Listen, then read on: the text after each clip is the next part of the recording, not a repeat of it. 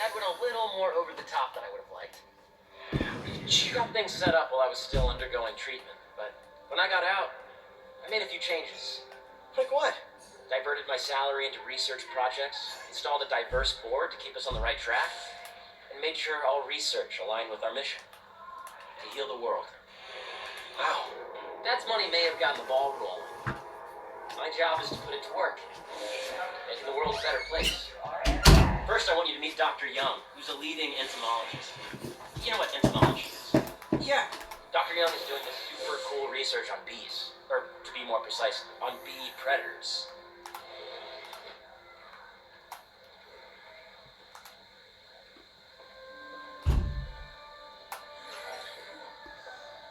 Here, follow me. I just checked in on Dan and Annie. They're both doing great. Really ahead of data. It's not cross-tabulated. I learned it during the last milestone. Ready to talk to Dr. Young?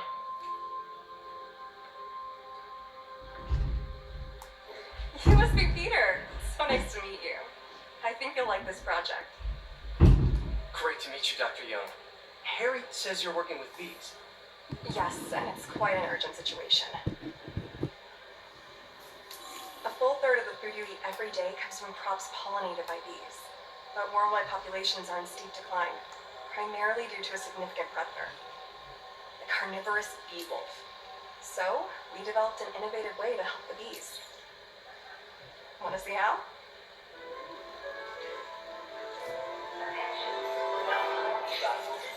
Whoa, this is cool. These little drones are essentially bee bodyguards that were training to detect and attack bee wolves. AKA bee killer wasps. And you're helping with the machine learning algorithm. Do you see those little holographic bee wolves? The better you are at shooting those, the better our drones get at recognizing what to target. The idea is for the drones to scare the bee wolves away, not hurt them. Oh, nice! Yes! This is a reminder that next week is our softball team's first game. Yep. Oh, yeah. Gotta protect the hive. Nice.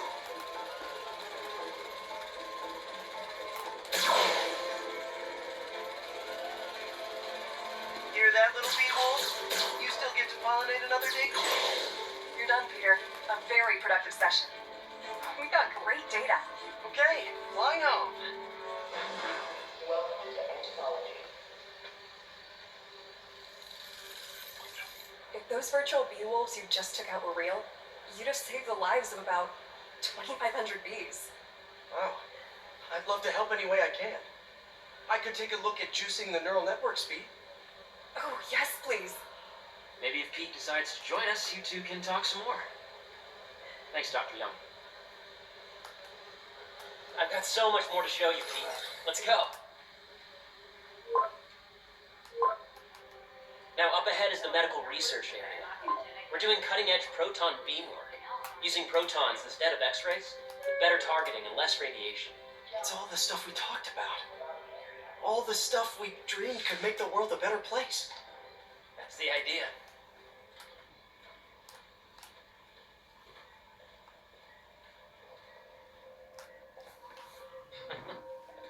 Harry, a moment, if you please. Any chance it can wait a sec? It'll be quick. Thank you. Doc, this is my friend Peter. Peter, Dr. Connors.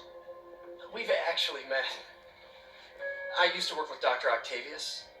You came to the lab once to consult on electrotactile stimuli. Oh, yes. It's a shame about Dr. Octavius.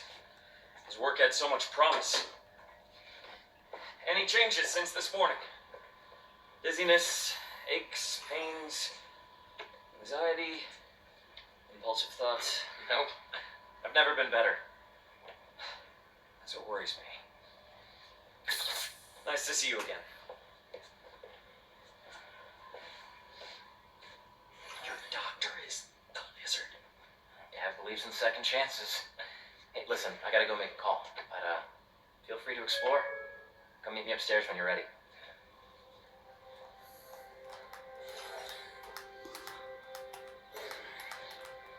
So that was crazy.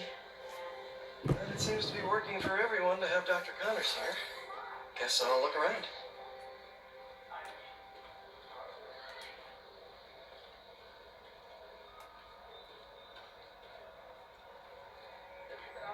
The origins of life on Earth remain a mystery. How could organic life forms have arisen from non-biological chemical compounds?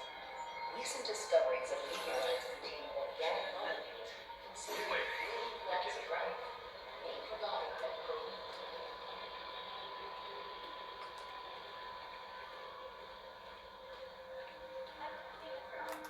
Nice. Seems inspired by some of Otto's work without the hardwiring problems. Wonder if Dr. Connors has used this. Though after that lizard rampage, he may be done testing his work on himself.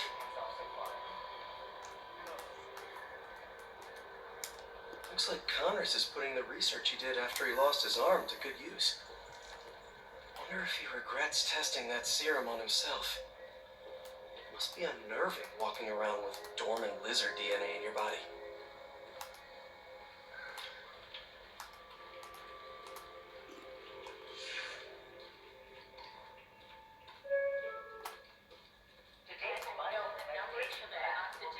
Welcome to entomology.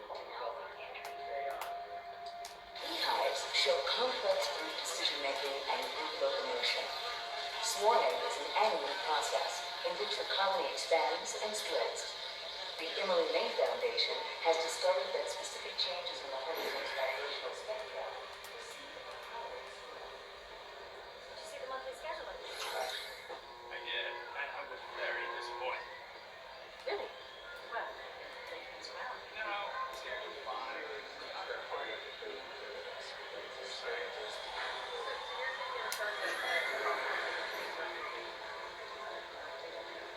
Cool fish. Not just fish, research subjects. Want to feed them? Yeah? Japanese koi fish have well-studied pigmentation variation, which is ideal for our research into enhanced reflectivity. Stacks of intracellular anhydrous guanine crystals. Separated by cytoplasm, we're finding it very useful for eco-friendly roofing materials. So cool.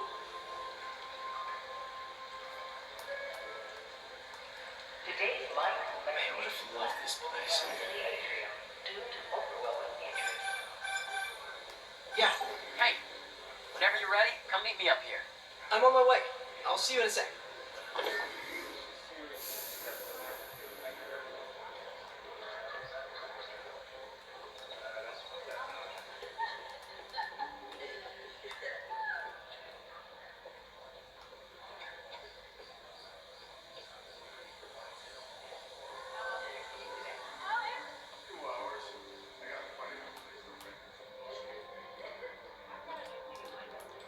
You really have a particle accelerator?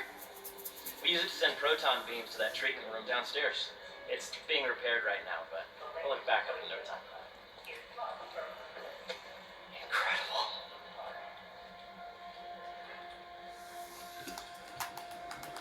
Where are we heading now? Up to the top floor. Your energy seems really good, Harry. I feel great. about the referral. So put your way back helmet on and think back. Even before high school, to middle school. Okay. Now, do you know the... Hang on. You're a popular guy. Sorry, it's just my tutoring job. You were saying? You know the stuff everyone studies in middle school with Gregor Mendel and the pea plants? Yeah, I think so. About genetics and plant hybridization? Exactly. So, Dr. Foster up ahead, he's won every top prize in the field for his work in plant genetics. Wow. Hey, when you were walking around, did you have a chance to feed the fish? Yes, that was so great. Interesting research project. And lowers the old cortisol levels, too. Right? I honestly think it's one of my favorite spots in the building.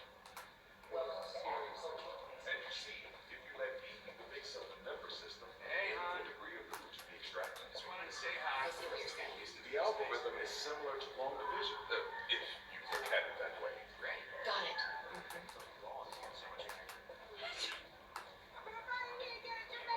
This way, dude! Dr. Foster. Thanks, Dr. Foster. Ah, Peter, I presume. Harry talks about you frequently. So nice to meet you. Dr. Foster is working on agricultural efficiency. With the population growing and the climate changing unpredictably, we need to adapt more quickly than nature normally would. Genetic recombination can customize crops to best meet these new challenges, be it extreme weather or an increase in pests. Would you like to see this testbed? Okay. The idea is to tweak a plant's genes to maximize optimal qualities. For instance, a plant that can thrive in drought conditions. In our simulation, the goal is to maximize growth. Why don't you practice on this? Okay. Match the base pairs to incorporate as many growth genes as you can. That'll be a plant that can feed the world. Interesting.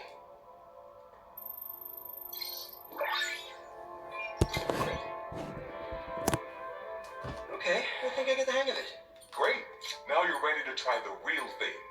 This is a plant we're working on to grow well in drought conditions. Corporations patent GMO seeds for profit and are rightly criticized. But ours are open source, developed for sustainability instead of financial gain. So smart.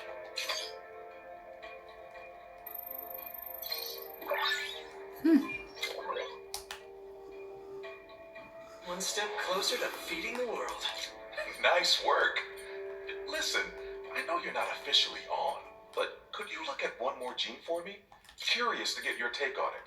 It's a crop specifically adapted to urban gardens. Of course.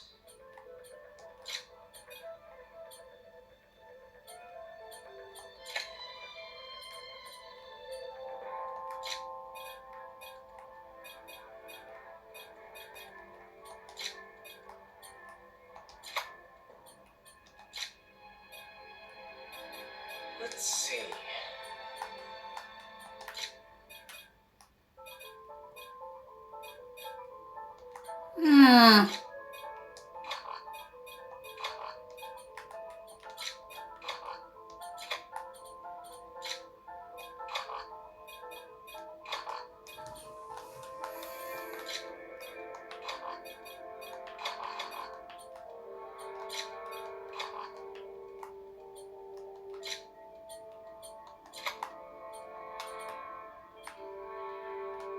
Flower.